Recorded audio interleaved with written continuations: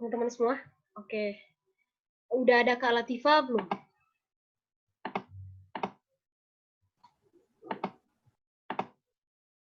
Kak Latifah? Nah. Oke.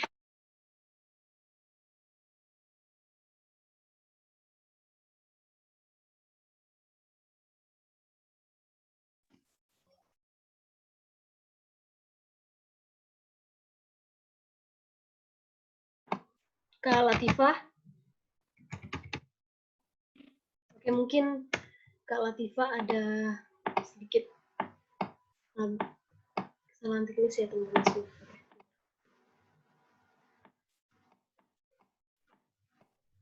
Bentar ya. Oke.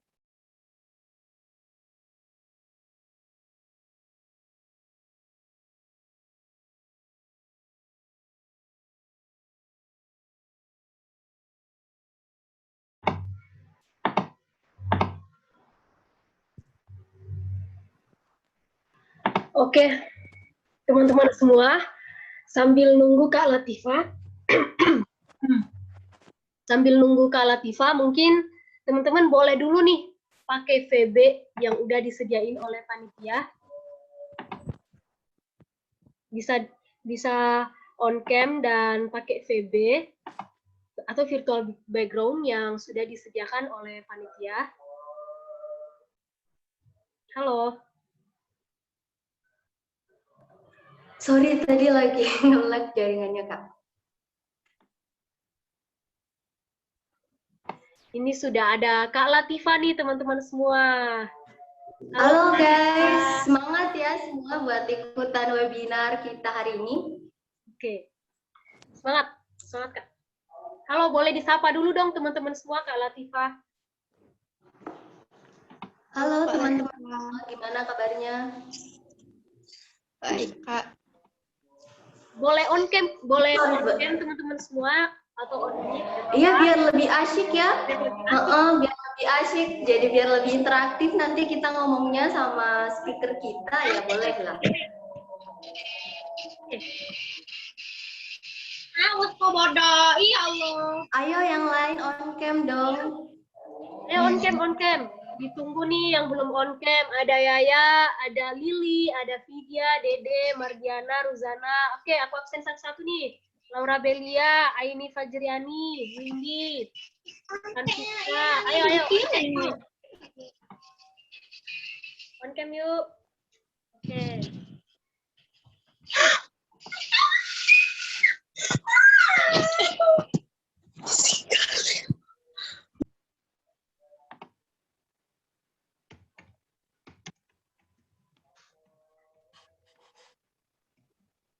Nah, teman-teman semua mungkin udah pada penasaran nih ya, siapa sih speaker kita pada sore hari ini. Nah, teman-teman pasti yang udah daftar udah pada tahu kan ya, kalau speaker kita hari ini adalah Kak Gema Muhammad Ramadan. Kak Gema adalah mahasiswa Fakultas Kedokteran Gigi Universitas Indonesia angkatan tahun 2016, sekaligus founder dari Brainy Panda. Teman-teman udah pada tahu kan ya Brainy Panda? Nah, teman-teman semua, saya izin share screen untuk pembacaan CV Kak Gema. Oke, bentar ya. Aku izin share. Oke, nih. Jadi Kak Gema Muhammad Ramadan sebagai speaker kita pada hari ini adalah founder dan content creator di Brainy Panda dan sebagai YouTuber channel in the field of education yang berperan di bidang edukasi, currently pursuing education as a dental co-assistant at the University of Indonesia. Wah, dari Universitas Indonesia nih, teman-teman semua. Udah pada tahu kan ya, siapa nih yang pengen masuk ke Universitas Indonesia? Nah, jadi, bentar ya.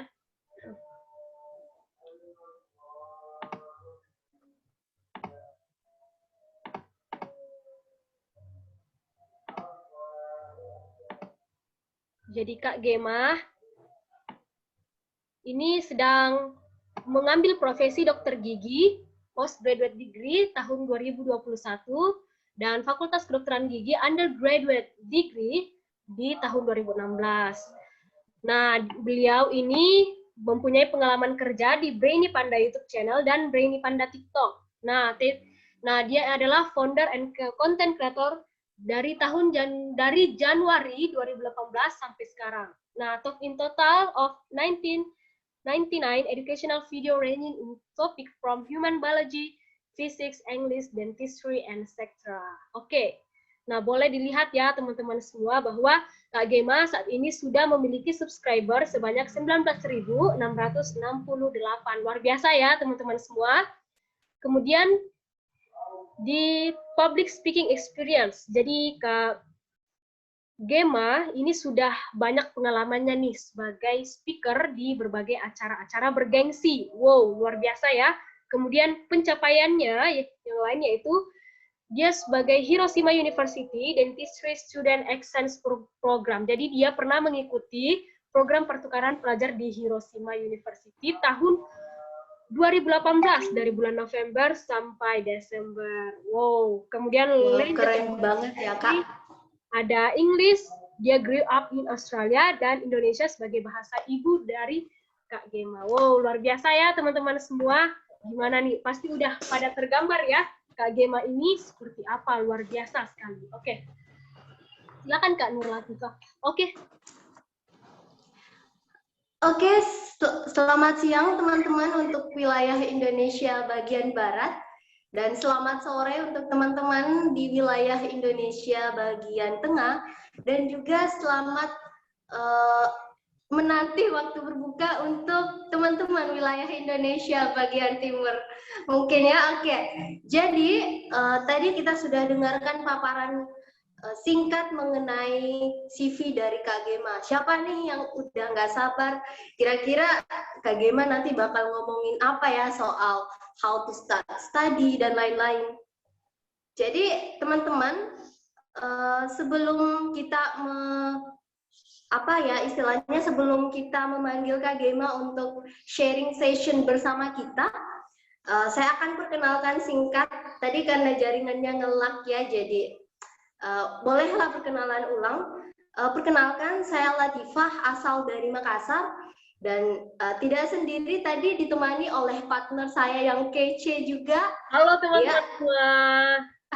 Kenalin, aku Ola dari Makassar juga. Oh, ternyata kita satu daerah ya Kak. Di sini hujan deras, kemungkinan suara saya bakal timbul tenggelam. Iya. Iya. Oke. Tapi sebelum itu bolehlah kita bacakan dulu ya aturan. Ola, boleh bantu untuk bacakan aturan Zoom kita hari ini? Oke Kak, boleh. Jadi teman-teman, aturan kita pada webinar kali ini yaitu teman-teman dilarang menonaktifkan suara selama webinar berlangsung ketika tidak diminta. Tapi kalian boleh banget nih nyalain kamera bareng aku dan Kak Latifah selama webinar berlangsung. Jangan lupa pakai virtual background-nya ya. Kalau nggak pakai virtual background nggak apa-apa, tapi background-nya dijaga agar tetap kondusif dan tidak mengganggu konsentrasi peserta lain. Nah, teman-teman boleh banget nih nyiapin alat tulis untuk mencatat materi-materi yang akan disampaikan oleh narasumber. Nah, kemudian dimohon untuk teman-teman tetap stay hingga akhir acara karena nanti akan ada sesi foto bersama dan akan dibagikan link absen kehadiran. Nah, link absen ini untuk salah satu syarat sebagai klaim sertifikat dan harus menyertakan bukti screenshot webinar kali ini lalu diupload di story Instagram masing-masing. Dan jangan lupa mention IG kandidat college dan narasumbernya yaitu Gema RMDHNN dan IG moderator yaitu ola.ys_mi dan Latifah BZ. Oke, aku kirim di chat ya. Bentar. Oke, itu semua ya teman-teman semua. Jangan lupa di tag nanti. Oke, kemudian udah itu aja sih teman-teman. Oke, jadi tadi yang dikatakan oleh Ola ya. Jadi saya panggilnya Ola ya. Jadi Ola tadi udah imbau untuk gunakan virtual background, tapi mohon maaf banget, saya sendiri nggak pakai. Oke, hari ini kita akan kedatangan speaker hebat kita dari founder of Brainy Panda, ya. Kak Gema udah hadir di tengah-tengah kita ya, Ola ya? Belum ada nih Kak, bentar. Oke, sambil kita tunggu ya. Boleh perkenalan dulu teman-teman semua sembari menunggu Kak Gema. Iya, kira-kira kalian dari mana? Boleh typing langsung di kolom chat. Kalian asalnya dari mana? Terus sekarang aktivitasnya apa? Boleh meramaikan kolom chat ya. Wah, dari Konoha. Ini from Naruto dari Konoha. Wow. Jawa Tengah, Kuningan. Wah, jauh nih ya Kak ya dari Makassar. Nih kita Kak Ola sama saya nih dari Makassar, jauh banget. Lampung, Palembang. Ah, banyak nih, random Kak. Jadi dari Sabang sampai Merauke nih yang hadir luar di biasa webinar ya, kandidat college hari ini. luar biasa ya Benar-benar. semangatnya Kak. Keren-keren. Wah, Wonosobo. Oh. Ada dari Palembang. Keren-keren.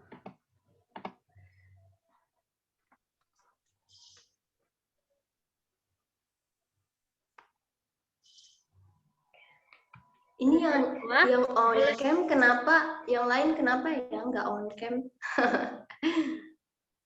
Apa masih rebahan di kamar masing-masing nih? Ini udah jam udah jam 15 di sini. Bentar lagi jam 4. Udah prepare mau buka puasa nih kayaknya. Kak Gema udah hadir? Kak Ola? Udah Kak, udah hadir. Boleh silakan disapa Kak. Oke, selamat datang Kak. Halo. Kak Gema, halo, selamat datang. Tes. Halo. Udah kedengaran Kak? Iya, udah kedengeran. Halo semuanya. Halo semua. Halo Kak. Wow. Mantap. Seru. Keren Kak. Gimana nih kabarnya Kak Gema? Baik. Cuman rada lemes sedikit ya, lagi puasa kan semuanya ya. Oh, iya, jadi nular sampai ke sini lemesnya. Tapi insya Allah nanti selama sejam ke depan kita akan ngobrol sama Kak Gema dan nggak mungkin dong pada lemes dengar penjelasan dari Kak Gema ya. Ini Kak Gema Semoga lahirnya jadi di bulan semangat. Ramadan ya.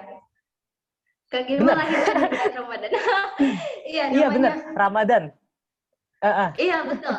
Sama kayak saya Kak. Oh Jadi iya, kamu namanya Kak Gema Ramadan juga apa Muhammad enggak? Ramadan. Enggak, Iya. pakai nama Fitrah. Oh alah. Oke. Iya. Jadi banyak ya rame yang ngerayain ulang tahun Kak Gema nih. Oh, aku ulang Iya, tahunnya betul. Januari sih, ya. Tahun 98 Oh, sama, kan. Kak. Iya, Sama. 98 Januari. Januari. Wow, Kak Gema nih. Masih muda banget. Iya, lumayan lah. Oke, jadi ya langsung saja ya Kak ya kita mulai. Jadi hari ini itu temanya Kak Ola soal how to start study, stop procrastinating, and stay productive as a student. Wow, keren banget. Jadi ada 3 tema topik besar kita hari ini, gimana how to start study, and then yang kedua stop procrastinating, and yang ketiga stay productive as a student. Wow, jadi nanti selama sejam ke depan kita akan membahas 3 topik penting ini dan kita akan tanya sharing session bareng Kak Gema ya soal 3 topik penting ini. Tapi sebelum itu untuk pertanyaan pengantar nih ke teman-teman partisipan. Kalau kalian kira-kira di sekolah ya, kalau di sekolah teman-teman sukanya mata pelajaran apa? Boleh typing langsung di kolom chat. Kalau yang kuliah, kira-kira kalian suka mata kuliah apa di kampus? Langsung typing ya. Oh, matematika. Wow, suka matematika. Biology. Oh, biology. IPS. Ada lagi. Oh, sejarah. Wow, random banget ya jawabannya Kak Gema. Iya, berarti bahkan ada yang teman-teman dari IPS juga ya, ekonomi. Iya, betul. Teman-teman. Jadi ini rangkuman dari Sabang sampai Merauke nih, para pelajar, mahasiswa, fisika, matematika. Jadi masih unggul fisika dan matematika ya. Kalau teman-teman enggak sukanya mata pelajaran atau mata kuliah apa? Typing dong.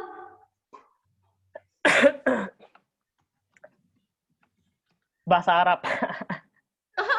Bahasa Arab. Oke, betul. Wah, Kak Ola ini matematika. I don't like history. I don't like Wow. history. Suka Oh, bahasa iya. Inggris aja. Bahasa hati. Bahasa Wah, hati. ini. Waduh. Bukan cakupan kita ini bahasa hati. Bahasa Iya, jadi kandidat college cuma nggak bisa merangkum untuk yang bahasa kalbu nih, Kak Rasya ya. Oke. Jadi tadi Kak, teman-teman sudah jawabin kira-kira mereka sukanya mata pelajaran apa, terus mereka nggak sukanya mata pelajaran apa. Nah, ada nih misal satu anak yang suka matematika, tapi di sisi lain ada juga anak-anak yang nggak suka sama matematika atau mata pelajaran lain, termasuk tadi yang disebut sama Kak Gema itu bahasa Arab. Nah, kira gimana cara ngatasinnya Kak untuk mata pelajaran atau mata kuliah yang kita suka kemudian untuk move ke kita bisa sukanya gitu loh. Kak Gema langsung bisa mulai Kak. Oke, pertama-tama sebelumnya halo semuanya ya, selamat siang, selamat sore ya semuanya.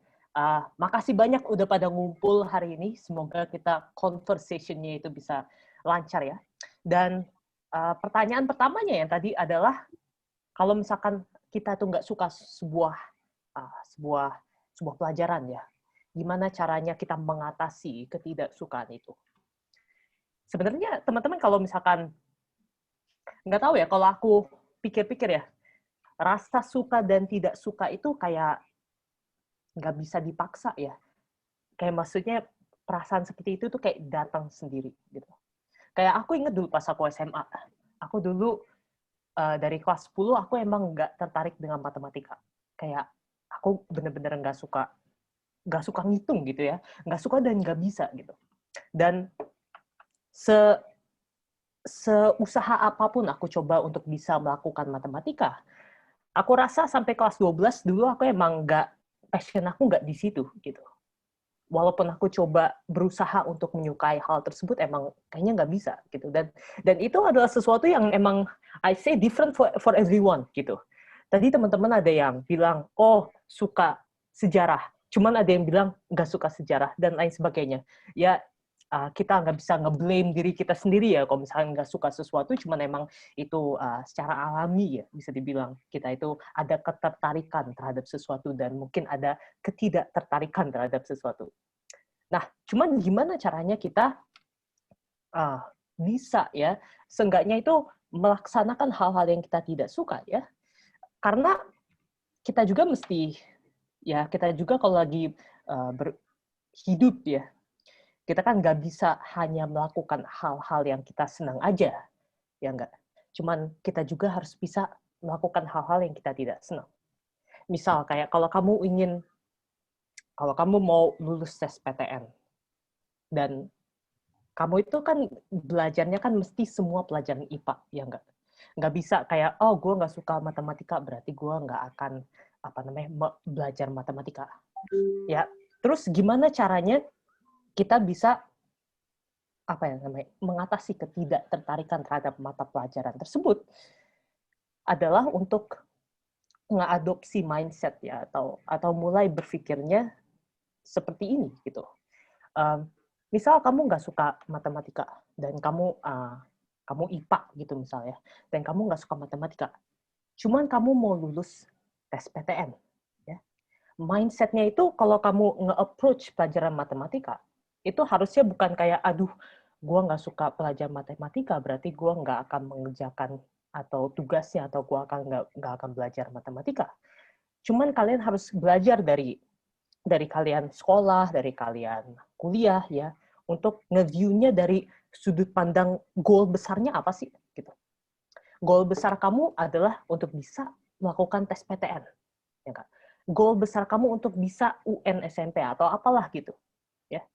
Nah, kalian harus lihatnya sebagai, oke, goal besar gue adalah tes PTN. Berarti gue harus bisa melakukan segala sesuatu yang ada di tes PTN tersebut. Termasuk matematiknya yang kamu nggak suka, lalu pelajaran-pelajaran lain yang mungkin kamu lebih tertarik. Ya.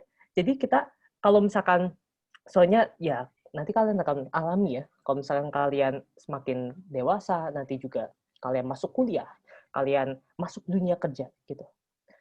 Pasti ada 1-2 hal yang kalian tuh nggak begitu senang dari pekerjaan kalian atau dari pelajaran kuliah kalian.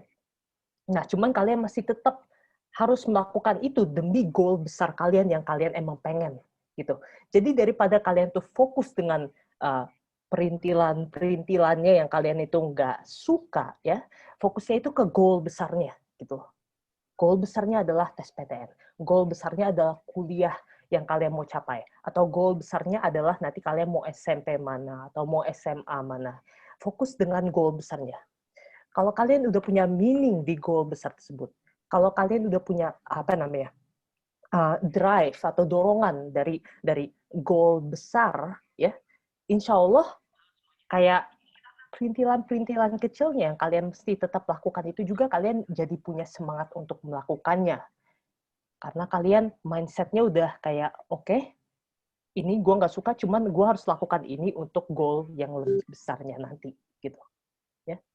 Dan kadang-kadang juga kalian mesti, mesti investigasi gitu loh. Kayak, kenapa sih kalian nggak suka terhadap mata pelajaran ini, gitu. Apakah kalian itu nggak suka sama mata pelajarannya, atau kalian belum menguasai mata pelajarannya aja, gitu. Karena kalau misalkan untuk, kayak contoh aku dulu pas SMA. Dulu pas aku SMA, pelajaran matematik emang aku kurang tertarik sampai kelas 12. Meskipun aku udah mulai bisa mengerjakan matematik, aku tetap tidak suka, gitu. Ya memang itu kayak sesuatu yang, ya terima aja, gitu. Karena, ya memang kalian di-build-nya kayak gitu ya, kita punya suatu preference, kita suka dan tidak suka terhadap sesuatu, ya kita di-build seperti itu. Cuman ada insiden lain ya, seperti dulu pas aku kelas 10. Kelas 10 dulu aku kira aku nggak suka fisika. Aku kira aku nggak suka fisika ya. Setiap kali aku masuk ke kelas fisika, bukannya aku kayak tertarik gitu, cuman aku takut gitu. Takut guru aku nyuruh aku ke depan dan mengerjakan soal, dan aku ternyata nggak bisa soalnya. Dan aku juga takut kayak setiap buka buku fisika, kayak sulit banget untuk memahami gitu pelajaran fisika tersebut. Kayak aku nggak ngerti ini apa ini, huruf-huruf seperti ini. Ya. Nah, tapi seiring waktu, aku nyadar bahwa sebenarnya itu aku bukannya nggak suka fisika gitu. Cuma aku belum bisa paham fisika aja gitu. Dan ketidakpahaman aku itu menimbulkan kayak perasaan-perasaan negatif ketika aku nggak approach pelajaran fisika tersebut. Dan ternyata pas aku kelas 11, setelah aku nggak adopsi prinsip belajar yang baru ya, yang membuat aku itu bisa menguasai fisika ya, ternyata tahu nggak, aku bukannya nggak suka fisika, ternyata aku suka banget fisika. Ternyata ketika aku tahu kunci untuk menguasai fisika, aku langsung melihat kayak the beauty in the physics gitu kan. Aku bisa melihat kayak, oh gaya gitu, massa itu seperti ini, dan mereka interaksinya sehari-hari seperti ini, dan mulai tertarik dengan pelajarannya. Jadi itu ya, kalian juga mesti telaah lebih dalam gitu. Kalian benar-benar emang kurang tertarik sama pelajaran ini, atau kalian emang belum menguasainya gitu. Aku bilang belum menguasai karena kalian bisa menguasai kalau kalian tahu caranya nanti ya, dan kalian latih terus ya. Dan kalian itu misalkan kalau kalian belum menguasai itu, kadang-kadang bukan salah kalian juga ya.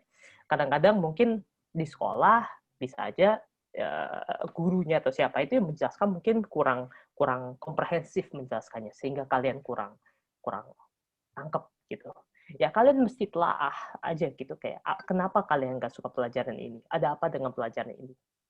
Dan kalau emang ternyata emang beneran genuinely nggak suka pelajarannya, kalian ingat gitu bahwa pelajaran ini adalah bagian dari goal besar aku yang aku emang suka gitu.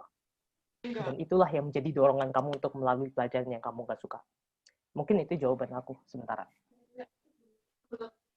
Iya, jadi benar banget yang disampaikan sama Kak Gema ya tadi, kalau kira-kira harusnya berangkat dari pertanyaan awal, memang kalian suka memang kalian nggak suka karena apa? Atau jangan-jangan memang karena nggak tahu lagi istilahnya ya, kayak ngerjain fisikanya, ngerjain matematikanya, karena kan yang susah, yang kadang banyak sekali siswa atau mahasiswa nggak sukanya satu mata pelajaran karena rumusnya ya Kak Gema ya. Jadi itu tadi.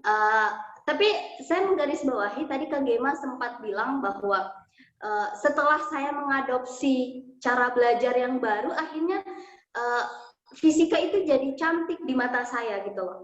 Nah, itu adopsi cara belajar yang seperti apa maksudnya Kak Gema? Boleh diceritakan atau boleh sampaikan ke kita semua nih? Silakan Kak. Nah, ini menurutku teman-teman adalah hal yang sangat penting untuk kalian kuasai ketika kalian tuh masih awal SMA atau awal SMP atau awal kuliah, ya. Dan ini adalah kayak message yang aku benar-benar ingin sampaikan melalui presence aku di social media, yang aku benar-benar mau kalian tuh tangkep, ya. Adalah ceritanya seperti ini ya. Dulu tuh pas aku kelas 10 SMA, aku tuh bukan anak yang nilainya bagus, gitu. Ya, aku dulu pas kelas 10 SMA itu nilainya nggak begitu bagus. Kayak fisika aku nilainya 2, 3, 4,5 gitu. Matematik aku pas-pasan 7,5. Kayak biologi pas-pasan dan kimia juga pas-pasan. Ya. Ini karena apa ya? Mungkin dibilang karena prinsip belajar aku tuh belum nangkep gitu, belum dapat gitu. Jadi suatu hari kan aku kan nilainya jelek nih pas aku kelas 10 ya. Dan tiba-tiba abang aku ngeliat rapot aku, ya, kakak aku ngeliat rapot aku, dan dia lihat bahwa rapot adiknya ini kayaknya kok kayak jelek banget gitu. Sehingga kakak aku ngajak aku belajar bareng. Ya. Dan dari sini ketahuan lah salahnya di mana selama ini aku kelas 10. Ya. Salahnya prinsip belajar aku apa. Dan aku harap kalian juga bisa belajar dari cerita ini. Ya. Jadi pertama-tama kakak aku tuh ngajak aku belajar bareng. Dan dia ngajar aku fisika gitu. Dan hal pertama yang dilakukan kakakku itu bukannya nunjukin aku sebuah soal dan suruh aku ngerjain soal, ya, atau bukannya kayak nanyain kayak ini rumusnya apa gitu, apa rumus gaya, ya, atau apa rumus kecepatan. Bukan itu gitu yang dinyatakan oleh kakakku. Cuman ketika kita belajar bareng, kakakku nanya seperti apa yang dimaksud dengan gaya. Bukan rumusnya, cuman dia nanya apa itu definisi gaya gitu. Apa itu definisi tekanan dan lain sebagainya. Aku belajar sama dia, aku dengar pertanyaan ini, aku bingung ya. Karena selama ini aku di sekolah, yang ada itu aku selalu diajarkan kayak ini adalah rumus gaya, dihafalin gitu. Jadi kalau di sekolah aku dulu biasanya diajarinnya seperti itu. Hafalin ini rumus gaya, hafalin ini rumus tekanan dan lain sebagainya. Cuman aku nggak pernah disuruh gitu kayak coba pahami apa itu gaya.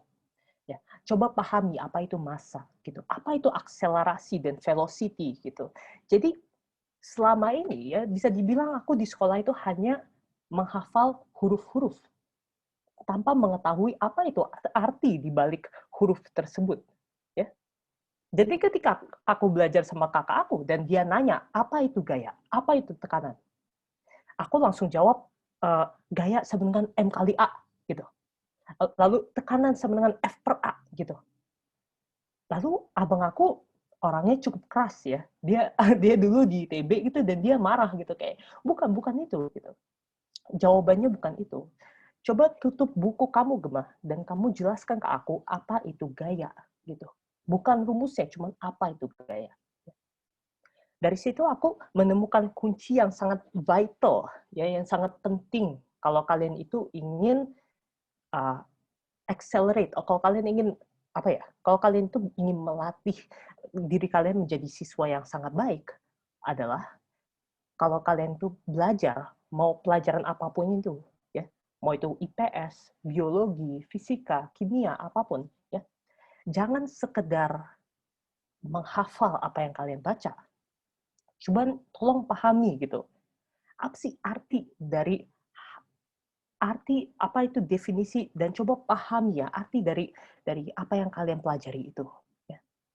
Misal aku bisa kasih kalian contoh tadi ya. Coba bandingkan jika ada 2 pelajar ya. Satu pelajar belajar gaya ya dengan cara menghafal seperti F sama dengan M kali A, sigma F sama dengan 0, F sama dengan M kali A. Dia cuma ngafalin kayak gitu selama 1 jam. Ya. Yang dia dapatkan hanyalah huruf-huruf doang, tanpa mengetahui apa relevance dari huruf-huruf tersebut ke dunia nyata, apa hubungan huruf tersebut ke soal yang, bahkan ke soal yang mereka sedang pelajari. Lalu bandingkan murid itu dengan murid lain ya yang belajar selama 1 jam mengenai gaya. Cuman yang mereka pelajari itu bukannya hanya menghafal rumus M sama M kali A, F sama M kali A. Cuman yang dia pelajari adalah, oke, rumus gaya adalah misalkan sigma F sama dengan M kali A. Ya. F itu artinya apa? Misal gaya. Gitu, ya. Gaya itu apa sih? Pernah nggak kalian tanya gitu, gaya itu apa sih? Gaya, ya, kalau misalkan kalian pelajari lebih dalam, adalah tarikan atau dorongan yang menyebabkan perubahan kecepatan dari suatu benda. Jadi kalau aku punya benda, dia diam, kecepatan dia 0. Aku kasih dia dorongan atau tarikan, yang terjadi apa? Kecepatan dia berubah, karena lihat, gak jelas ya. Dia bergerak, ya nggak? Kecepatan dia nggak 0 lagi. Dia ada perubahan kecepatan. Itu adalah arti dari gaya, dari F. M itu apa? Ya, dan bedanya dengan gaya berat itu apa? Gitu. Nah, orang yang belajar dengan banyak questions ini ya, kunci itu questions, pertanyaan. Orang yang belajar dan selalu menanya mengapa dari suatu hal, itu dalam sesi belajar 1 jam itu akan jauh lebih banyak mendapatkan ilmu ketimbang orang yang hanya belajar dan menerima bacaannya apa adanya. F sama M kali A. Oke, gue nggak akan nanya lagi lebih dalam. Gue hanya akan menghafal huruf-huruf itu. Implikasinya adalah ketika menghadapi soal, ya, kalau misalkan kalian masih sekolah tuh, ya kalian menghadapinya soal, ya nggak? Kalau kalian menghadapi soal dan kalian belajarnya hanya menghafal-hafal rumus, menghafal-hafal menghafal-hafal ilmu seperti ini, yang terjadi adalah kalian akan stuck ketika ketemu soal. Kenapa kalian stuck? Karena basically soal itu apa?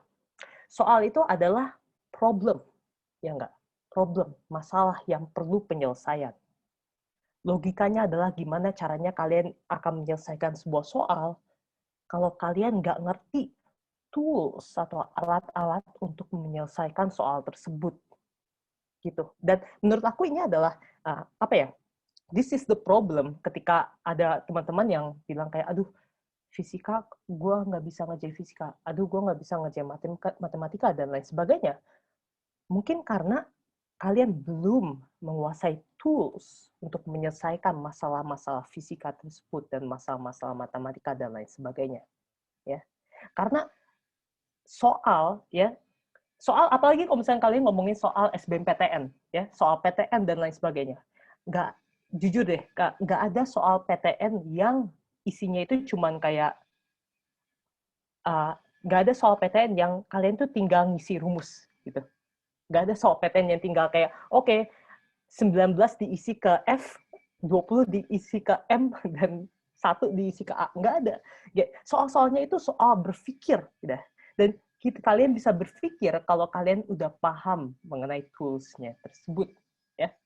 Dan akhirnya setelah aku dapat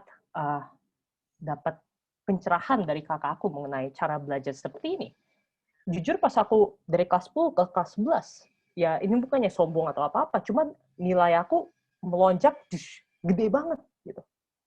Dulu pas kelas 10, guru fisika aku dulu pas waktu kelas 10 manggil aku ke depan kelas cuman buat bilang, "Gem, lu jangan pinter bahasa Inggris doang, fisikanya juga dibenerin di depan teman-teman aku karena nilai aku 2 mulu." Pas kelas 11 setelah aku ngerti gitu, gimana cara belajar gitu.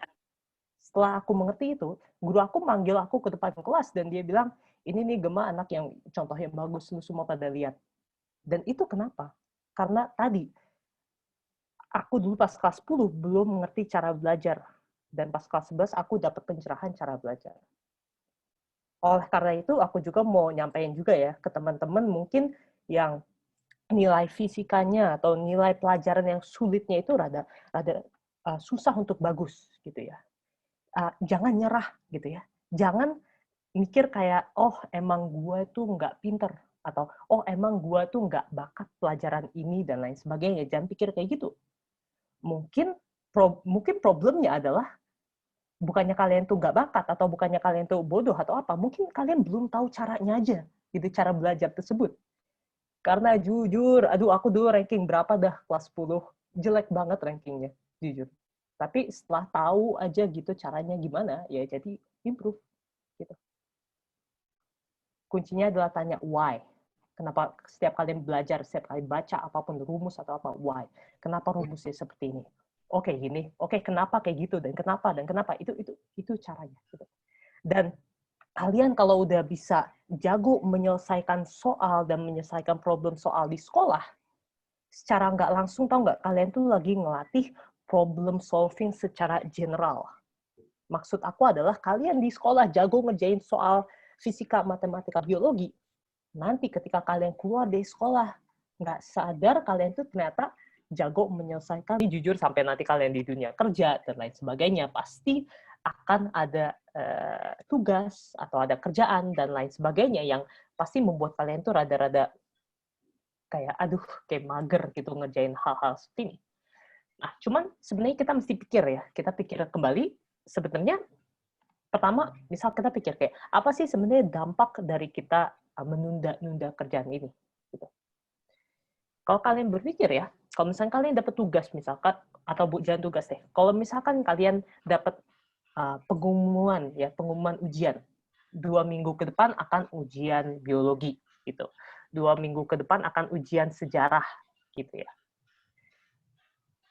Apa yang terjadi kalau kalian mendapatkan berita tersebut adalah pasti kalian rada-rada mikir kayak aduh bentar lagi mau ujian, kayak rada mager.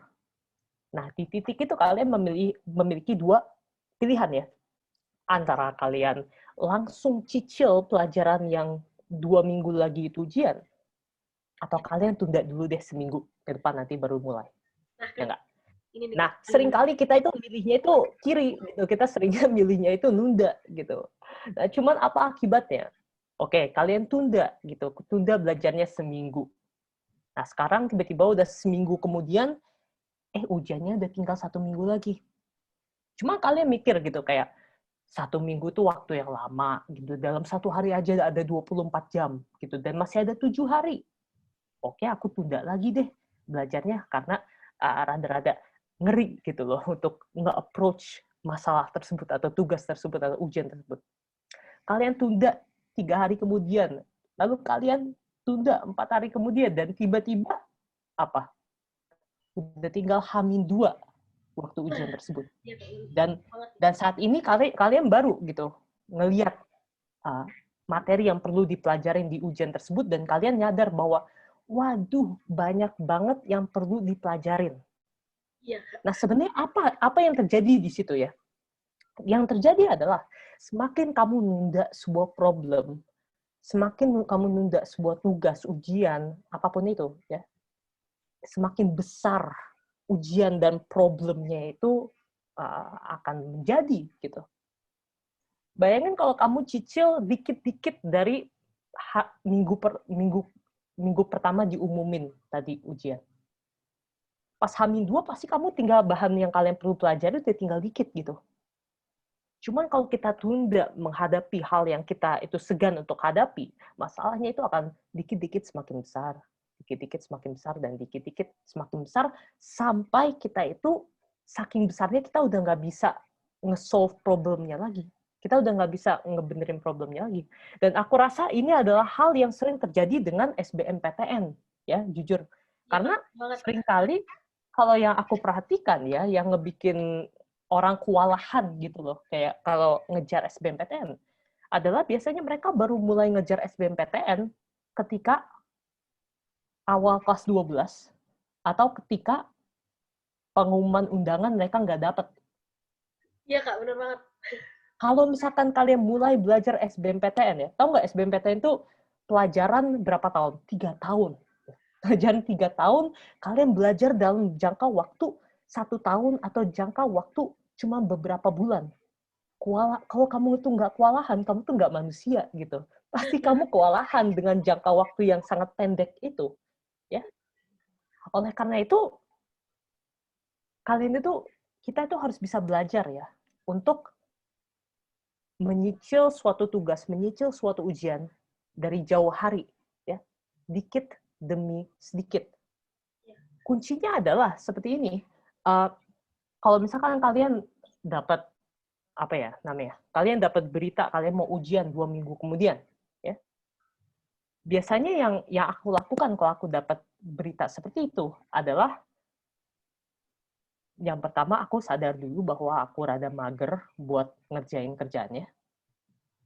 Lalu setelah itu aku duduk di meja belajar dulu dan aku coba buka tugasnya dulu, aku lihat aja dulu tugasnya dan aku nggak expect aku ngerjain, cuman aku ngeliat aja dulu tugasnya gitu.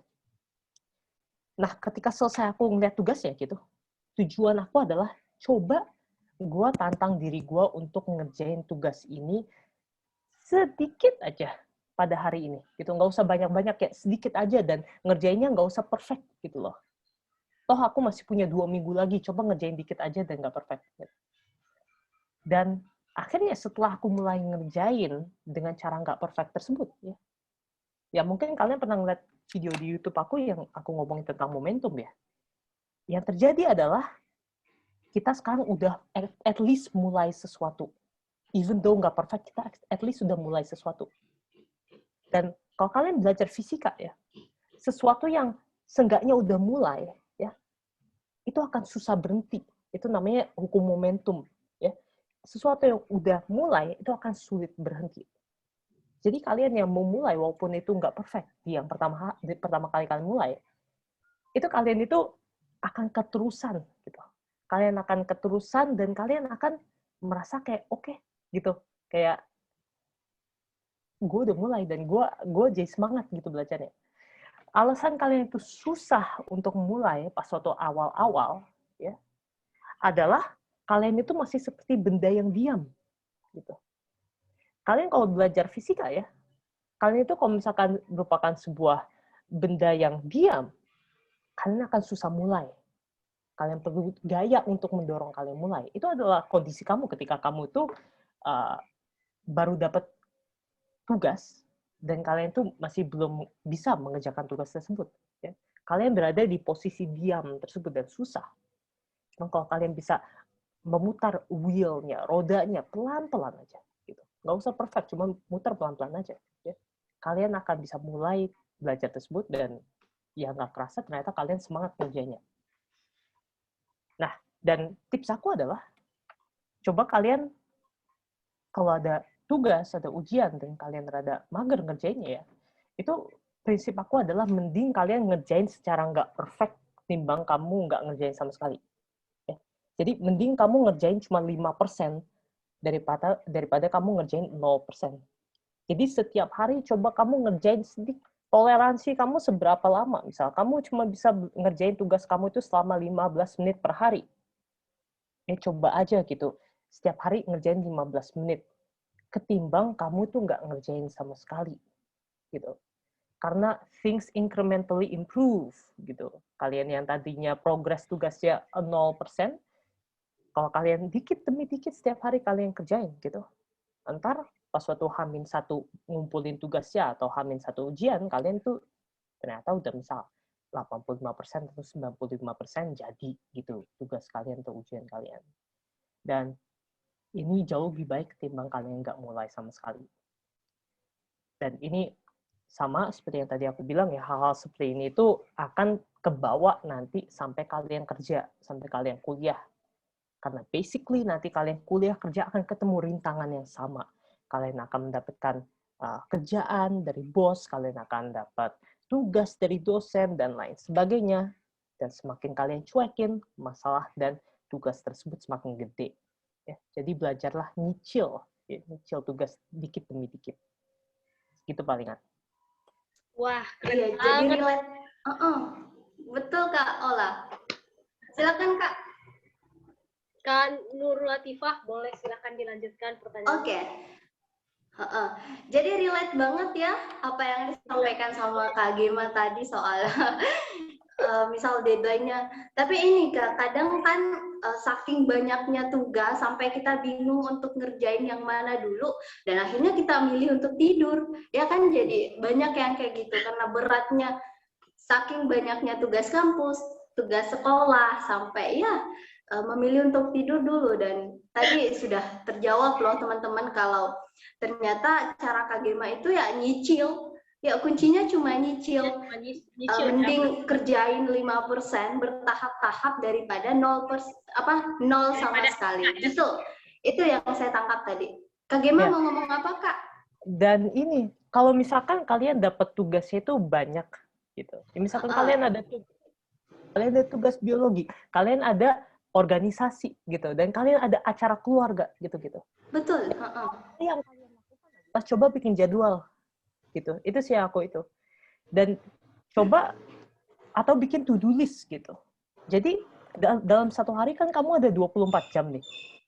Nah, kalian coba pikir dari 24 jam ini apa aja sih yang mau aku accomplish? Apa aja yang aku mau capai?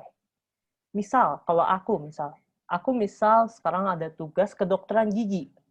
Cuman aku juga mau ngeluangin waktu buat sama keluarga. Terus aku mau ngedit YouTube juga.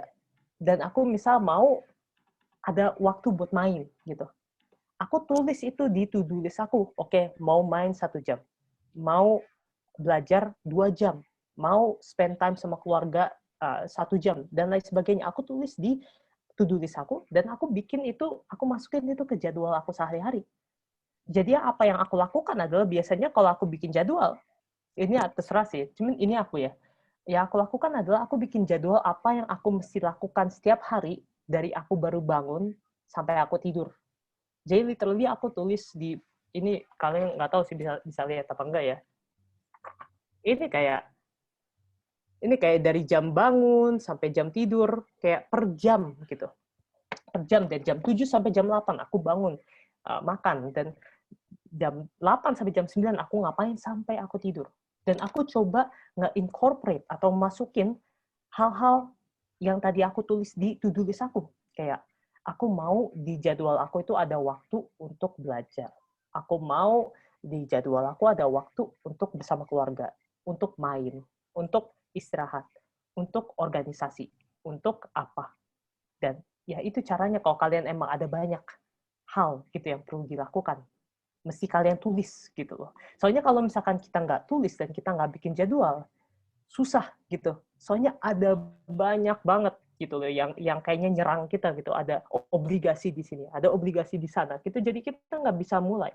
Kalau kita terlalu banyak pilihan, kita nggak bisa mulai gitu. Kita harus hanya punya satu jalan, satu pilihan gitu. Oleh karena itu kamu harus atur gitu loh. Jam berapa melakukan hal ini dan jam berapa melakukan hal yang lain gitu. Itu sih menurut aku. Iya, jadi yang dikerjain sama Kak Gema itu ya lakukan atau buat to-do list dulu.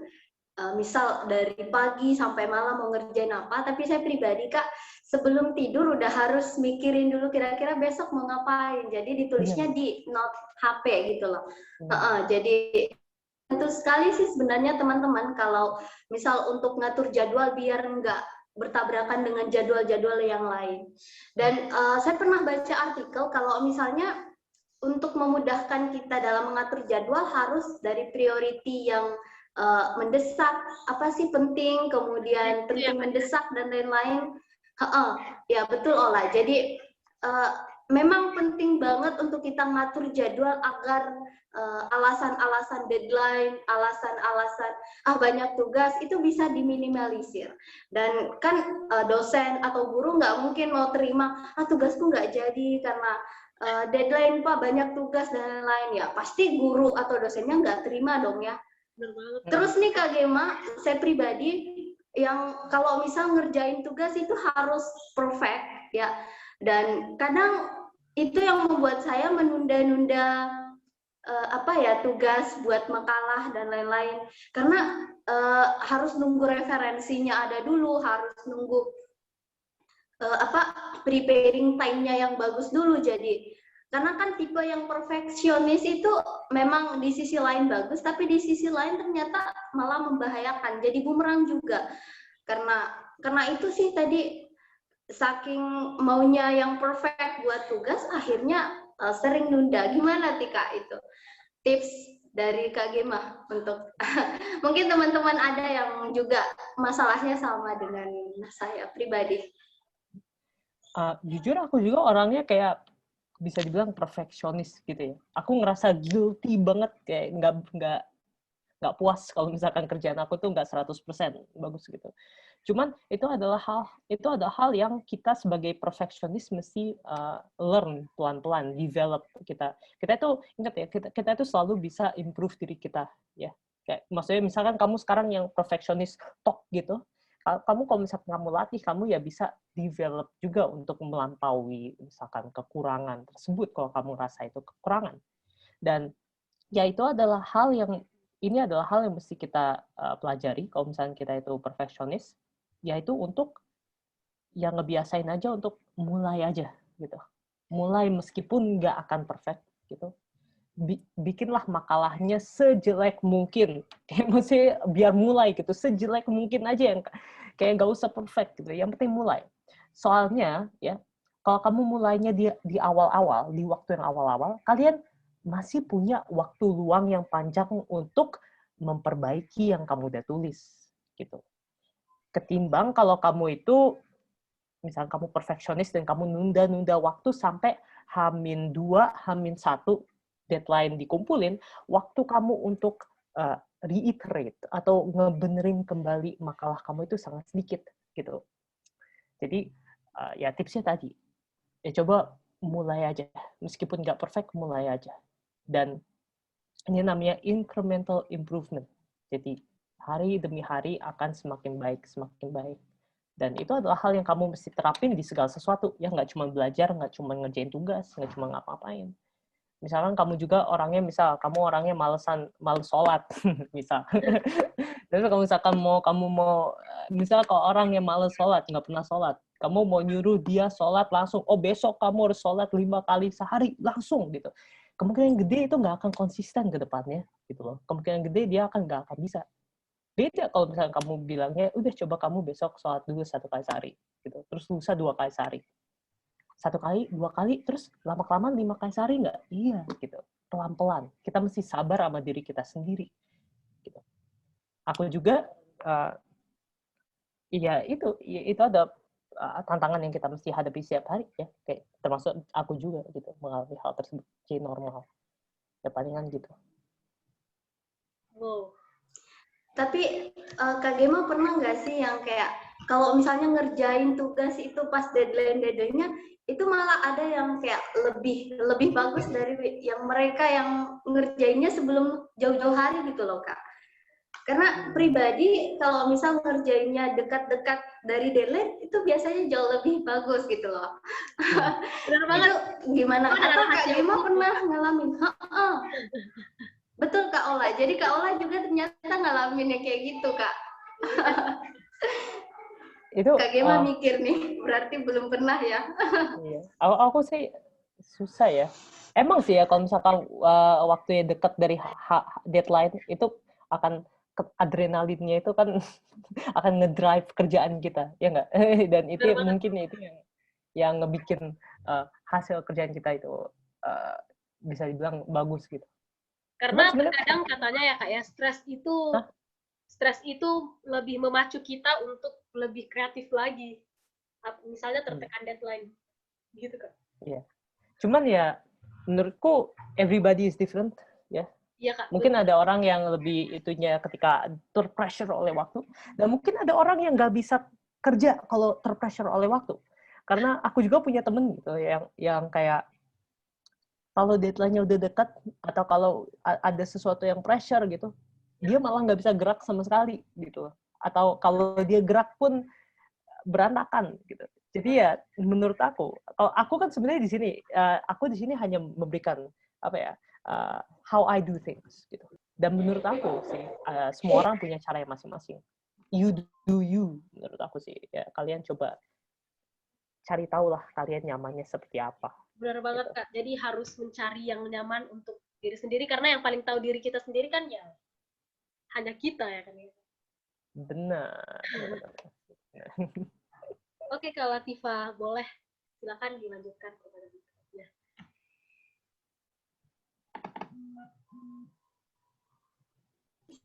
Iya sih Kak, saya mau ini tadi kan sempat Kak Gema itu bahas di awal ya, di awal tadi sebelum Kak Ola nanya soal kira-kira tadi kan yang biasanya di sekolah sering dilakukan itu menghafal.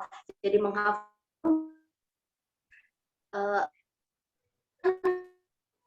bisa memahami rumus.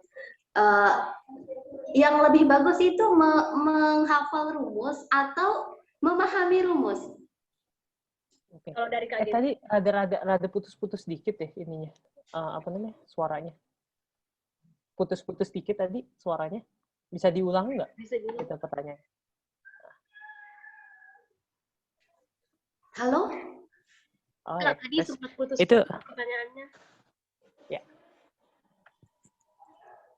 Sempat putus-putus. Kenapa? Sempat putus-putus. Kak, pertanyaannya, Kak. Iya tadi sih, karena kan Kak Gema bahas soal ini ya, tadi kan di awal Kak Gema sudah menyampaikan bahwa cara Kak Gema untuk belajar itu bukan dengan bukan menghafal rumus, tapi diajari sama kakaknya untuk memaknai atau memahami rumus. Nah, kalau Kak Gema sendiri kira-kira baiknya itu menghafal rumus atau memahami rumus? Itu loh, itu pertanyaan dasar saya tadi. Ya memahami memahami rumus gitu. Karena kalau kalian cuma ngafalin ya seperti yang tadi aku udah jelasin ya, kalau kalian cuma ngafalin dan tidak tahu arti dari rumus tersebut, kalau kalian disuruh berpikir kayak kalau kalian dikasih soal dan soalnya itu menuntut kalian untuk berpikir untuk menyelesaikan sebuah problem, ya how can you solve the problem if you don't understand gitu the tools. Itu sebenarnya yang sering terjadi kalau banyak yang mikir kayak aduh kok susah banget fisika gitu, mungkin karena kalian itu belum paham aja toolsnya gitu. Dan the thing about ngafalin ya, masalahnya dengan menghafali ya, kalian tuh kalau cuma ngafalin ilmu tanpa berpikir ya, kalian tuh kalau ngafalin tuh menurut aku kalian tuh nggak mikir gitu. Kalau lagi belajar kalian cuma ngafalin nih, kalian tuh nggak mikir. Benar-benar. Kenapa? Karena berpikir itu ada komponen bertanyanya. Kalau ngafalin kan kalian cuma ngafalin kan, kayak inflamasi adalah kondisi di mana gitu. Jadi kalian cuma ngafalin rumus-rumus. Gak ada komponen bertanyanya di situ, gak ada curiosity-nya, gak ada nanya, emang kenapa sih kalau inflamasi darahnya menuju ke lokasi mana ada bakteri gitu, nggak ada pertanyaan gitu, kayak nggak ada menanyakan why, nggak ada berpikirnya, kalian menerima sesuatu apa adanya, apa jadinya gitu. Dan ya menurut aku that's not really studying gitu. Menurut aku that's not really studying. Studying needs component of understanding, komponen memahami gitu. Dan lagi pula ya, kalau misalkan kalian itu udah paham mengenai sesuatu, ya ujung-ujungnya hal tersebut kalian pasti ingat gitu. Dan bahkan kalian akan ingatnya jauh lama. Ketimbang kalian itu cuma ngafalin rumus tanpa kalian ngerti rumusnya itu apa gitu. Atau kalian ngafalin istilah tanpa kalian paham istilahnya itu maksudnya apa. Kalian abis ujian juga mungkin bakal lupa gitu loh. Karena kalian nggak pernah paham. Aku kasih kalian contoh, misal, aku sampai sekarang bisa hafal. Apa itu artinya? Foramen magnum. Foramen magnum itu lubang yang ada di tengkorak kita ya, di bawah tengkorak kita sini. Foramen magnum itu yang ngubungin leher kita sama tengkorak kita. Aku bisa hafal foramen magnum bukan karena aku tuh ngafalin tiap hari kayak foramen magnum gitu. Bukan seperti itu. Aku bisa hafal sampai sekarang karena aku tahu foramen itu artinya lubang, magnum itu artinya besar, lubang besar. Kenapa dibilang lubang besar? Karena emang lubangnya yang foramen magnum ini besar banget. ketimbang lubang-lubang lain di tengkorak kita. Aku paham, gitu loh. Lalu itu membuat aku juga sampai sekarang masih hafal. Padahal itu pelajaran aku dulu pas waktu aku semester 1 kuliah. Gitu.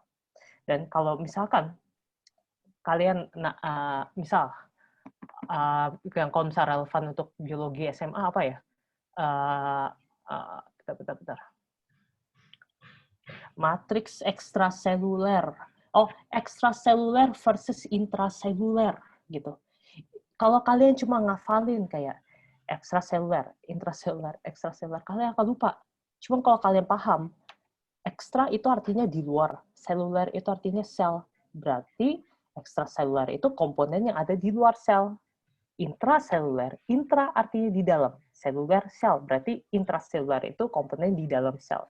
Kalian sampai kalian tua juga kalian masih akan ingat karena kalian paham asal usul dari kata tersebut, nggak cuma sekedar ngafalin gitu. Ya jadi seperti itu. Kayak kalau kalian mulai memahami pelajaran ya, kalian mulai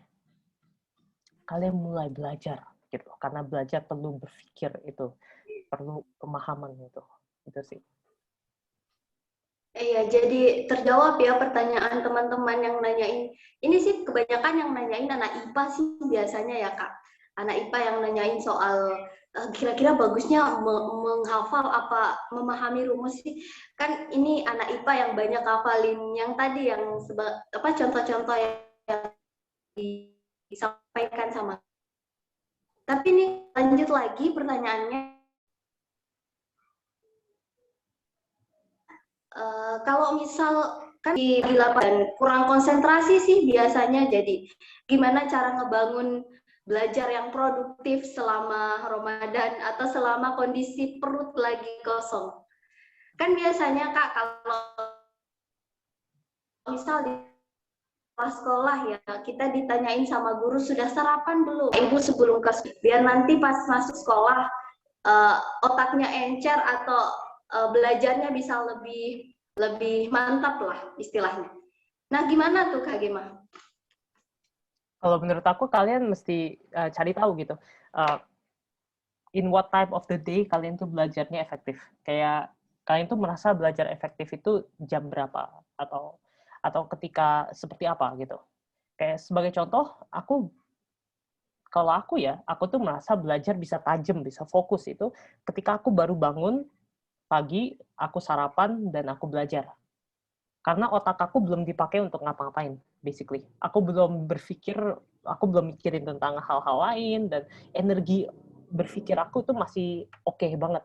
Nah, di saat seperti itu, aku bisa efektif banget tuh belajar.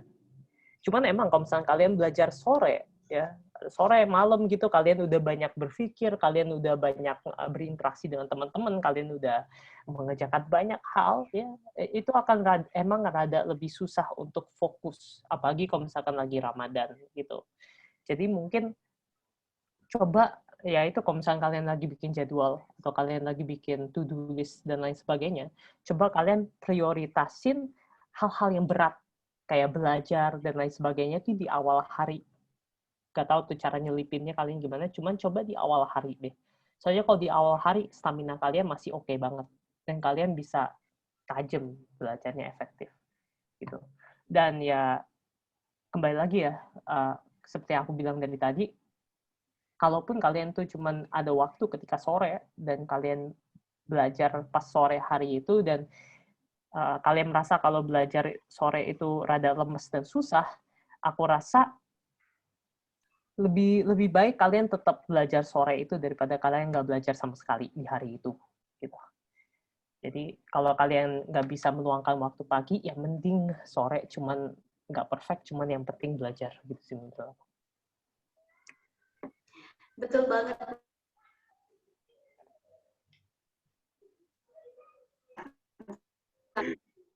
Kalau misal nggak bisa belajar pagi, sore buat belajar pagi, akhirnya pagi, siang, sore dimanfaatkan buat rebahan, nggak belajar gitu ya Kak ya? Selama pandemi ini Kak, kan apa ya istilahnya, sekarang kita lagi belajar secara online, jadi kita cuma belajarnya via online, baik lewat Zoom, Google Meet, atau WhatsApp, banyak lah pokoknya. Nah kira-kira menurut Kak Gema, tipsnya gimana nih biar bisa lebih fokus? Biasanya kalau teman-teman ya, pengalamannya malah lihatnya bukan gurunya, lihat temannya geser slide sebelah, lihat temannya modelnya kayak gimana, terus pencahayaan, misal ya layar pencahayaannya lagi kurang dan segala macam, diketawain lah di kolom chat dan segala macam. Jadi kurang fokus gitu loh Kak. Nah itu gimana nih atasi cara biar belajarnya lebih fokus di saat lagi belajar secara daring gitu. Ya susah ya, soalnya menurut aku emang jauh lebih efektif kalau misalnya face to face, ya nggak? Cuman Face to face ya Kak, iya, betul. face to face lebih efektif karena emang kita lebih ada feel-nya gitu kan. Kayak misalnya aku rasa kayak gini juga, kayak misalkan aku presentasi sekarang di sini lewat Zoom, aku rasakan lebih seru ya kalau misalnya kita bisa face to face. Cuman pandemi susah ya nggak? Lebih interaktif kalau face to face. Cuman aku selalu berpikir sih, kalau misalkan kalian ingin fokus, ingin semangat melakukan sesuatu, mau itu belajar atau apapun ya, kalian mesti kembali lagi ke why kalian. Aku adalah orang yang sangat amat mementingkan why. Kenapa gitu, kayak kenapa kalian kuliah FKG, kenapa kalian SMA dan belajar di SMA sini, di bangku SMA ini, kayak tujuan kalian akhir nanti apa gitu. Misalkan kalian SMA, kalian mau banget jadi dokter ke depannya, kalian mau banget masuk teknik ke depannya, kalian mau banget masuk ekonomi ke depannya. Ya, misalkan itu tujuan kamu, why kamu. Ya ketika kamu merasa malas atau mager atau apa, ingat lagi lah tujuan kalian itu gitu. Kenapa kalian duduk di bangku belajar ini? Oke, karena gue nanti pengen jadi the next future doctor. Gue nanti mau jadi the next engineer, gitu. Dan lain sebagainya. Dan why itu kalau misalkan kuat, ya, kalau misalkan tujuan kalian itu kuat, ya itu akan menjadi yang mendorong kamu setiap hari, walaupun kamu malas. Kayak, sama aja kayak, kalau misalkan aku lagi belajar, ini kalau misalnya aku lagi kuliah gitu, aku lagi kuliah dan aku belajar kedokteran gigi, dan misalkan lagi kayak gini ya, conference call gini loh, Zoom atau apa, aku kan mulai muncul rasa-rasa kayak aduh mager gitu, aduh pengen tidur aja rasanya kayak gini, mending gue matiin videonya terus gue tidur gitu, dan lain sebagainya. Cuman kayak kembali lagi gitu, aku kalau setiap kali aku merasakan rasa hambatan seperti itu, kayak aku kembali lagi ingat gitu, oke, gue kenapa kuliah kedokteran gigi? Oke, gue kenapa belajar hal-hal seperti ini? Oh, karena di masa depan nanti gue bakal jadi dokter gigi. Dan kalau aku jadi dokter gigi, ya, nanti bakal ada orang-orang yang bisa kita bilang tuh pasien ya. Orang-orang yang kita bilang pasien itu yang mempercayai aku sebagai dokter gigi untuk memberikannya treatment yang bagus. Dan mereka mempercayakan raga mereka ke aku loh. Dan aku mesti tanggung jawab atas mereka loh. Dan agar memberikan treatment yang terbaik, agar menjadi dokter gigi yang bisa membuat mereka tuh senyum pas pulang, bukannya kecewa dan marah-marah. Ya, aku mesti take my education seriously. Aku mesti serius setiap kali.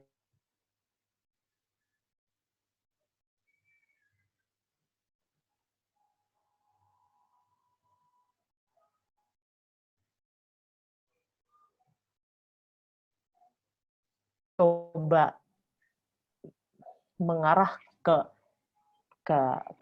kondisi perfect, meskipun aku tahu nggak akan perfect gitu. Dan why aku yang mendorong aku. Ya kayak gitu sih menurut aku. Oke, jadi terjawab ya pertanyaan kita Kak Ola soal how to start study, stop procrastinating, and stay productive as a student. Atau teman-teman boleh feel free to chat di komen di kolom chat.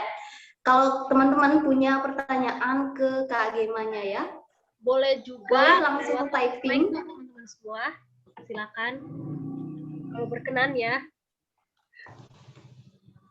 Iya, lebih seru sih sebenarnya kalau langsung ya Kak Ola ya. Iya Kak, bener banget. Ya bisa langsung juga. Bisa raise aja teman-teman semua kalau ada pertanyaan. Kalau malu-malu boleh di kolom chat, gak apa-apa. Yuk. Ya tadi banyak banget sih yang ngomong relate gitu. Biasanya yang relate kayak gitu tuh banyak sekali pertanyaannya ya Kak Ola ya. Bener banget. Jadi bolehlah langsung. Ayo loh. Tadi yang memberikan Yuk, tanya.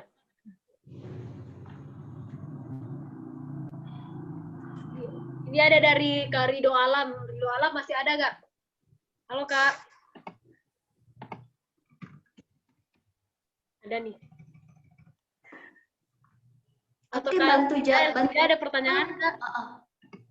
Bantu dibaca Ola, please. Ada gak ya? Ada ya Kak ya? Oke. Kak, izin bertanya. Bagaimana cara belajar jika mapel itu memang harus dihafal Kak, seperti sejarah dan biologi atau kitab suci yang kerjanya dihafal semua. Nah, pertanyaan keduanya nih Kak ya, gimana jika kita salah jurusan karena dipaksa ortu, padahal kita tidak suka. Kayaknya dia linjur nih, pasti pengennya IPA tapi masuk IPS ya, atau IPS mau ke IPA. Nah, apakah itu bakal menurunkan performa kerja kita di masa depan? Karena goals kita tidak sesuai dengan harapan kita. Jadi menurut Kak Gema gimana? Kayaknya dia masuk IPS nih. Kita dari yang pertama dulu ya. Oke, boleh dari pertanyaan yang pertama. Kayak menurutku ya sejarah atau biologi. Kayak menurut aku bahkan kalau misalkan aku nge-relate-nya biologi ya. Iya Kak. Aku juga bahkan kalau belajar biologi tuh aku nggak cuma ngafalin ya gitu. Kayak pasti itu ceritanya itu mesti kamu pahami gitu loh. Kalau misal kalian belajar biologi atau sejarah gitu, kalian nggak akan bisa paham inflamasi. Misal kalau kalian cuma ngafalin kata-kata per kata gitu, kalian harus paham cerita dari kata-kata tersebut. Ya, misalkan ini aku kasih, soalnya rada susah ya bayangannya kalau misalkan pelajarannya itu berbentuk kayak teks gitu ya, kalau daripada fisika. Nih, kalian tetap loh, kalau belajar biologi itu kalian harus memahami teksnya itu loh, bukannya cuma dihafalin, cuma kalian harus paham cerita dari apa yang teks itu mau ceritakan gitu. Misalnya aku Google dan aku cari inflamasi. Ini aku udah nge-Google, kalau misalkan, bisa nggak sih aku share screen? Bisa kok, nggak apa-apa Kak. Silahkan. Oh, belum Kak, bentar. Oke. Kak Rasya boleh tolong jadiin Kak Gema co-host? Wait, Kak.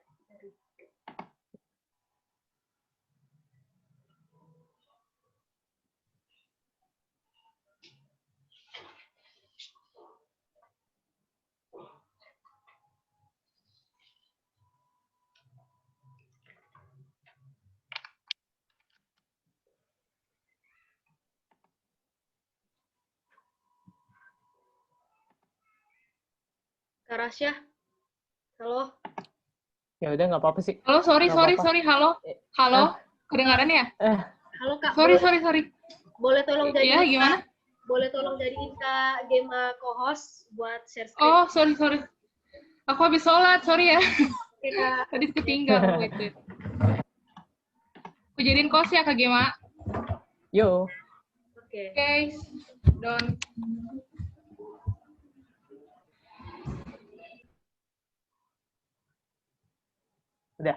Udah Kak. Oke, silakan Kak. Wait. Aku lihat. Siap. Share screen. Google Talk. Share. Ini udah kelihatan belum? Google. Kelihatan Kak. Kelihatan.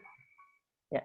Misalkan nih ya, kalau misalkan kalian belajar biologi dan ini kalau misalkan aku cuma ngafalin, aku kayak gini nih.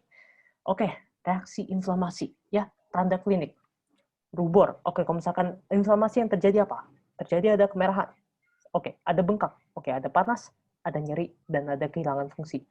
Oke, merah, bengkak, panas, nyeri. Merah, bengkak, panas, nyeri. Itu ngafalin, ya nggak? Kayak aku nggak dapat apa-apa dari situ. Aku cuma tahu kalau inflamasi atau radang, itu ada kemerahan, ada bengkak, ada panas, ada nyeri.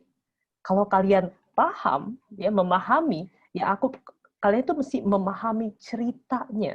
Dan maksud aku, gimana cara kita pahami ceritanya ya? Sama seperti fisika tadi. Kita harus bertanya gitu. Oke, radang itu ciri-cirinya ada kemerahan. Kenapa merah? Itu misalnya yang pertama. Kalian tanya, kenapa merah? Oke, merah karena kalian telah lagi. Dan setelah kalian telah, kalian tahu kalau merah karena terdapat penumpukan darah pada daerah inflamasi tersebut.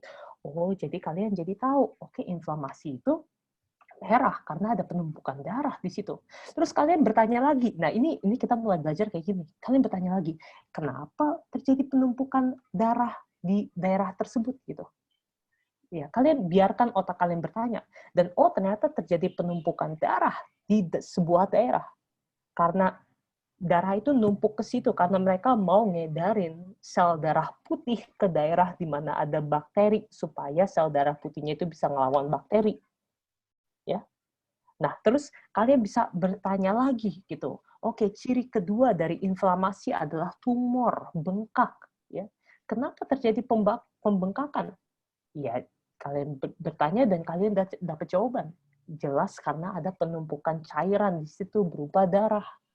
Kenapa panas? Gitu. Kalian mulai bertanya lagi, kenapa panas?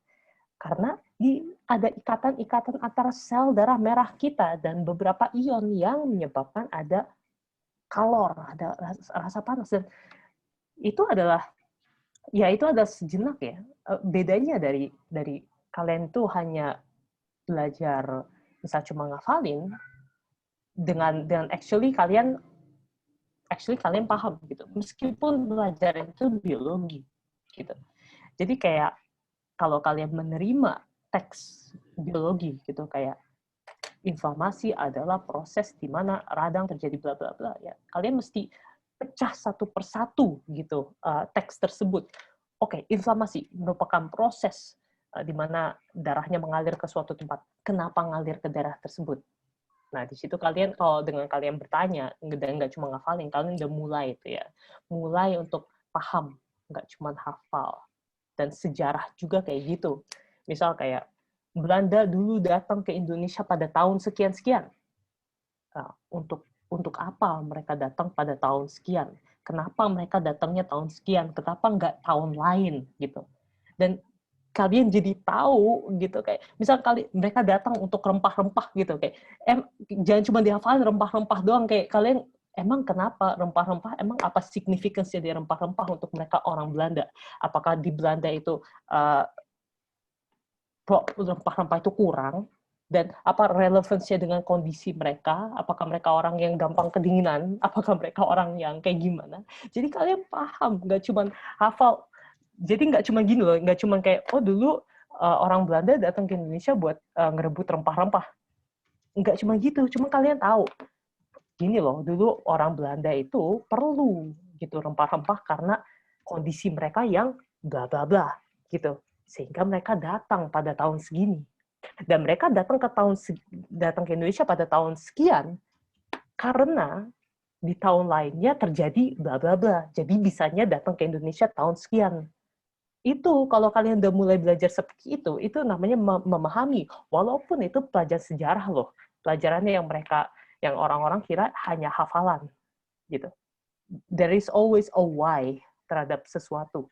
Dan itu yang kalian harus cari setiap kalian belajar gitu. Terus pertanyaan berikutnya apa? Semoga tadi udah jelas ya. Aku rada-rada lemes sedikit. Tadi apa sih pertanyaan berikutnya? Terjawab kok, Kak. Siap. Gimana jika kita salah jurusan karena dipaksa, padahal kita tidak suka? Menurut aku ini adalah sesuatu yang kompleks ya. Kayak soalnya aku juga, jujur aku orangnya juga, dulu aku pas pertama masuk FKG ya, aku juga mengalami perasaan yang sama kayak kamu gitu. Kayak aku juga merasa bahwa aduh, gue ngerasa salah jurusan di sini gitu. Gue nggak tertarik sama pelajaran FKG. Aduh, padahal potensi gue di jurusan lain itu banyak banget. Dan aku sempat mikir kayak dari tahun pertama loh, aku udah ngomong ke mama aku kayak, makanya ini Gema nggak cocok deh di FKG. Kayaknya Gema cocokan arsitek gitu. Kayak aku selalu udah dari tahun pertama loh. Cuman ya semakin kesini ya, semakin aku udah lewatin FKG dan lain sebagainya, hal yang mesti kita sadari adalah Dan aku orangnya yang batu banget ya. Kayak maksudnya aku rasa ya aku batu banget. Kayak maksudnya aku orang yang bener-bener kayak dulu bilang kayak gua nggak suka FKG gitu loh. Dan aku dulu yang sampai stres gitu, kayak nggak mau ngejalanin ini. Cuman aku yang sekarang ya bisa ngelihat aku yang dulu, dan aku bisa berpendapat bahwa inget loh, kalau kalian itu masih baru SMA, kalian itu baru tahun pertama kuliah, sering kali kita itu terbutakan terhadap opportunity yang ada di sebuah jurusan atau sebuah ya fakultas ya. Karena kita tuh terlalu fokus terhadap kita tuh terlalu fokus terhadap negatifnya gitu loh. Kadang-kadang kita nggak terbutakan gitu terhadap opportunity yang sebenarnya ada.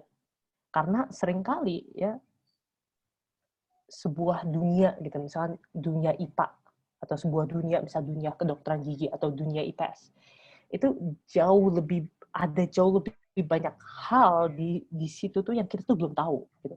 Dan menurut aku kita tuh masih terlalu prematur menurut aku untuk bilang kayak gue tuh nggak suka IPA atau gue tuh nggak suka FKG. Kalau kita belum mengalami FKG atau IPA itu secara keseluruhan gitu. Aku rasa kalian itu jangan terburu-buru ngediagnosis diri kalian nggak suka terhadap sesuatu gitu. Karena ilmu pengetahuan di suatu bidang itu luas banget. Dan oleh karena itu kalian juga mesti bertanya sama kakak kelas kalian juga yang udah mengalami IPA atau mengalami IPS atau mengalami fakultas apa gitu. Apa sih opportunity yang ada di fakultas ini? Karena biasanya itu jauh lebih banyak ketimbang yang kita persepsi. Dan kalian mesti tanya juga sama orang yang misal udah kerja di bidang tersebut. Sebenarnya dari sini itu apa pro-nya, apa cons-nya gitu loh. Karena bisa juga loh hal yang kita pikirkan merupakan hal yang terbaik buat kita, ya. Jurusan yang kita pikirkan yang terbaik buat kita, itu bisa aja ternyata itu sama aja dengan apa yang sedang kita jalani. Atau itu bisa aja nggak sebanyak opportunity ya dengan apa yang kita jalani. Gitu. Karena kalian juga mesti sadar kalau kita itu kita mendapat opportunity seperti ini itu sangat privilege sekali, sangat beruntung gitu. Kita dapat opportunity untuk menjalankan sebuah jurusan dan menjalankan sebuah kuliah gitu. Dan jangan buru-buru aja gitu menurut aku. Jangan buru-buru menganggap diri kalian tuh nggak suka, atau jangan buru-buru menganggap diri kalian tuh nggak tertarik. Kalian mesti telaah dulu. Soalnya aku yang dulunya benci banget sama kedokteran gigi, aku dulu benci banget sama jurusan ini pas tahun pertama. Pas tahun terakhir, aku akhirnya menemukan apa yang aku suka dari jurusan ini, dan akhirnya aku sekarang bisa lanjut. Dan itu membutuhkan waktu 3,5 tahun untuk aku tahu. Gitu. Jadi jangan buru-buru dan coba pelajari apa yang ada di jurusan kalian itu. Oke, benar banget Kak. Nah, apalagi sih kayaknya pertanyaannya banyak deh. Mungkin untuk pertanyaan terakhir Kak ya. Soalnya udah tidak memungkinkan untuk melanjutkan lebih banyak lagi. Kasihan yang ya udah. Udah mau buka. Nah, pertanyaan terakhir Kak ya. Ini dari Kak Sultan Bekasi. Izin bertanya Kak, gimana ya cara mempertahankan motivasi, ambisius atau konsisten kita dalam mengajar tujuan kita Kak? Soalnya terkadang sekalinya lagi semangat ya, semangat banget, tapi sewaktu-waktu balik lagi ke males-malesan, nggak mau ngapa-ngapain gitu Kak. Entah itu karena insecure lah, atau ngedown sama orang sekitar, atau emang sifat nggak mau ngapa-ngapain itu datang tanpa kita sebabnya. Gimana Kak? Kalau dari Kak Gema sendiri. Makanya kalau buat aku ya, yang ngebikin aku mempertahankan tujuan aku, misalkan motivasi ambisius, mengejar tujuan kan ya dia bilangnya. Misal kayak misalkan aku ngejar tujuan, misalkan aku ngejar Brainy Panda. Aku ngejar Brainy Panda sekarang udah 2 tahun gitu. Aku ngerjain YouTube channel itu dan aku tetap bisa termotivasi. Ya karena aku selalu kayak mengingat tujuan awal aku itu. Makanya kalau kamu itu ingin mengejar sebuah ambisi atau mengejar atau mengejar sebuah cita-cita, kalian tuh harus bener-bener kalian tuh harus tulis loh. Kalian harus nulis gitu loh, kayak kenapa kalian ngejar ini gitu. Kalian bener-bener suka nggak sama hal ini gitu. Kalian tuh bener-bener kayak you need to really know why you are doing this gitu. Agar nanti ketika kalian udah ngerjain hal ini ya selama berapa tahun, ya meskipun pasti akan ada waktu di mana kalian tuh demotivasi, kalian jatuh gitu, kalian bisa kembali lagi ke why kalian, ke kenapa kalian mulai ini, agar kalian semangat kembali gitu. Karena jujur selama ini aku ngerjain bumi tanda atau aku kuliah FKG dan lain sebagainya, di tengah jalan tuh sering banget aku rasanya kayak capek dan nggak termotivasi, dan kalian harus sadar begitu loh sakit. Dan menurutku ya as long as you hold on to your purpose di awal ya, kalau kalian punya fondasi alasan kenapa kalian melakukan hal ini ya yang kuat, menurutku kalian ya akan terus bisa melalui segala rintangan-rintangan yang akan ada. Demotivasi itu normal gitu. Misalnya ada demotivasi sekali 2 kali normal gitu. Jangan anggap itu adalah kayak pertanda kalau gue itu bukan destiny gue untuk menjalankan ini. Jangan pikir kayak gitu, karena apapun yang kalian mau ngejar pasti ya akan ada waktu demotivasinya, jujur. Iya Kak, benar banget. Pasti bakal ada titik di mana kita ngerasa bahwa mungkin kita gak mampu tapi belum cari satu hal yang pasnya. Satu hal yang buat kita tertarik untuk kembali melanjutkan motivasi kita yang tadi. Oke, Kak Latifah mungkin boleh Kak. Oke, jadi terima kasih untuk Kak Gema, dan mohon maaf untuk teman-teman yang kita nggak bisa jawab pertanyaannya satu-satu. Nah, ini tandanya banyak pertanyaan, artinya memang Kak Gema dalam hal ini keren banget penyampaian materinya ya. Keren banget, serius. Keren banget. Sorry ya Kak, kalau puasa ini kan aku tuh biasanya sumpah kalau lagi kayak gini-gitu sambil kopi, biar nggak ngantuk. Cuma kalau kayak udah sore juga, udah jam 4. Jadi mungkin teman-teman juga di comment section banyak udah ngantuk juga sih. Ini aja sih, kalian kalau misalkan mau nanya-nanya, kayaknya kan masih ada beberapa nih yang mau nanya nih. Ya itu nanti kalian bisa nge-DM aku aja di IG mungkin. Itu biasanya aku itu kok biasanya pertanyaan-pertanyaan di IG. Nah itu teman-teman semua, Kak Gema udah bersedia nih banget. Teman-teman. Betul. Silakan di DM kalau misalnya ada pertanyaan tadi yang belum terjawab ya. Gak apa-apa ya Kak Gema ya. Ya jadi feel free to chat ya Kak ya. Iya, bukannya follow ya, terserah lah kalian mau follow aku apa kagak, kayak misalnya nggak peduli. Kalau kalian mau nanya aja gitu ya, di IG-nya IG aku @gema_rmdhnn. Coba. Ya nanti ditulis sama Kak Ola ya di kolom chat. Ya walaupun sebenarnya, kenapa Kak Gema? Enggak, soalnya kalau sekarang juga aku jawab juga, paling aku udah capek juga sih sebenarnya. Jadi tapi itu jawabannya jelinglung. Iya, sorry Kak, karena waktunya udah lewat banget ini. Nggak apa-apa. Sampai kita lupa waktu karena cara Kak Gema buat menyampaikan itu juga keren banget. Wah, daging sehat untuk kita semua sih sebenarnya. Nah, kalian tuh teman-teman sebenarnya itu ya, candidate college itu sebenarnya teman-teman yang ngebikinnya itu kuliah atau SMA atau gimana? Oh, boleh. SMA sih Kak, boleh on cam Kak, please. Boleh. Ada untuk founder menjelaskan. Ya, itu sebenarnya. Halo Kak Gema. Halo. Ini Kak, soalnya foundernya yang selalu bekerja. Oh iya. Siapa namanya? Aku Kak Rasya Julita. Oh Rasya, itu teman-teman SMA apa gimana Rasya? Keren banget soalnya kayaknya ini. Sebenarnya Kak, aku pribadi sih sekarang kelas 12 Kak Gema, dan sekarang mau masuk university juga, baru mau masuk universitas, baru UTBK juga kemarin. Nembak di UI, semoga amin bisa nyusul Kak Gema ya. Amin. Nanti amin. Ketemuan di Depok ya.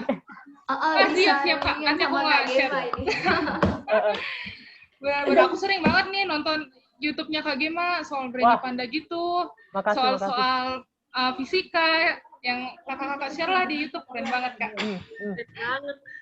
Ini soalnya aku ingatnya dulu tuh ya, pas aku kelas 11, 12, 10 SMA itu kayak nggak ada loh teman-teman aku yang bikin kayak gini tuh. Jadi kayak matematika.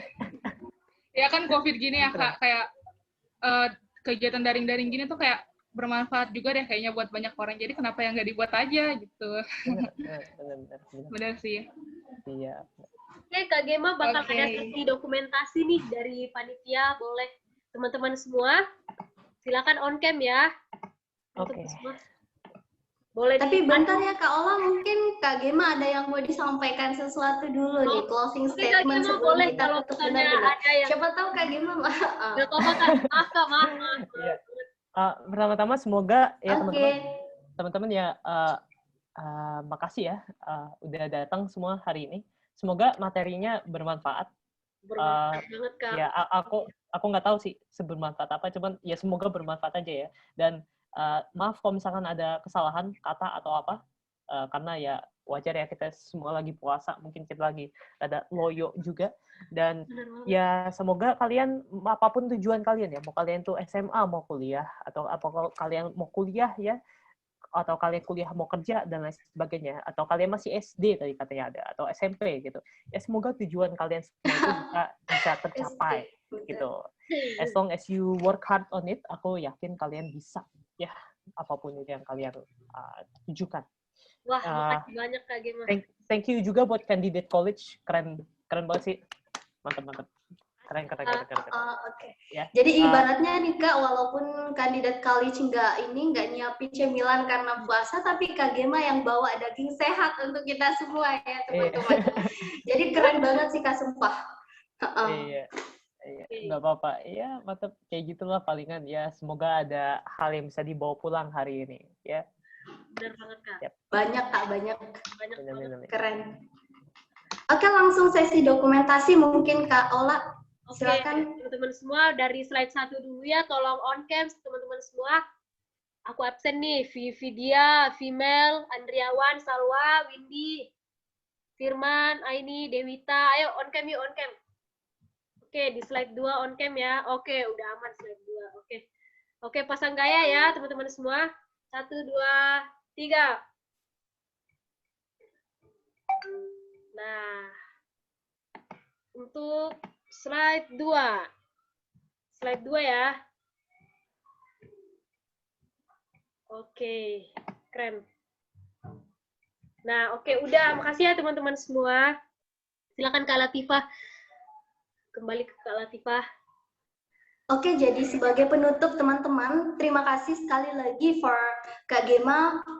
Soalnya thank you so much for attending here lah intinya. Jadi kapan-kapan bisa undang Kak Gema lagi ya Kak Rasya ya.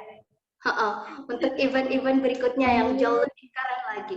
Dan terima kasih untuk teman-teman semua yang nemenin kandidat college untuk ngabuburit bareng, walaupun sebenarnya udah ada yang detik-detik mau buka puasa ya. Dan kita di wilayah Indonesia bagian tengah juga bentar lagi bakal berbuka juga dan prepare untuk nyiapin berbukanya. Oke, sekali lagi terima kasih untuk teman-teman semua. Kami dari panitia, khususnya moderator hari ini, saya dan Ola, pamit undur diri. Terima kasih teman-teman semua. Jaga semangatnya, tetap stay tune untuk lihat lihat informasi-informasi terbaru dari kandidat college. Oke, thank you so much. Assalamualaikum warahmatullahi wabarakatuh. Terima kasih Kak Gema. Waalaikumsalam warahmatullahi wabarakatuh.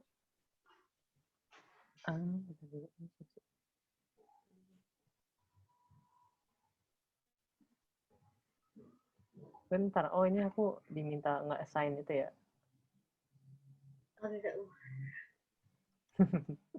Bentar. Mungkin kita ada briefing dari panitia dulu ke Erasya atau gimana? Atau ini gimana ya cara briefing? Pencet aja Kak namaku di Rasya Julita nanti make host gitu. Bentar ya. Ada partisipan. Siap. Iya. Change host. Udah ya. Ya udah. Okay. Aku pamit ya. Selamat buka puasa. Makasih banyak. Selamat berbuka. Makasih banyak Kak. Oke, Selamat see you. berbuka. Terima kasih banyak ya Kak Gema. Ya udah, Les. Udah les ya? Lah, udah live Kak. Udah live. Lewat. Bentar ya guys, aku mau ngomong bentar. Teman-teman mungkin boleh live yang udah hadir nih. Kan boleh silakan les. Yang lain boleh. Teman-teman. Nggak apa-apa. Bantu remove dulu saya. Panitia tinggal kita bertiga nih. Iya nih Kak. Bentar ya. Ya teman-teman boleh live nih. Aku bantu remove juga deh. Kak Gema asyik banget teman-teman. Ya bener Kak banget. Gema Mana? keren, aduh. Ganteng banget.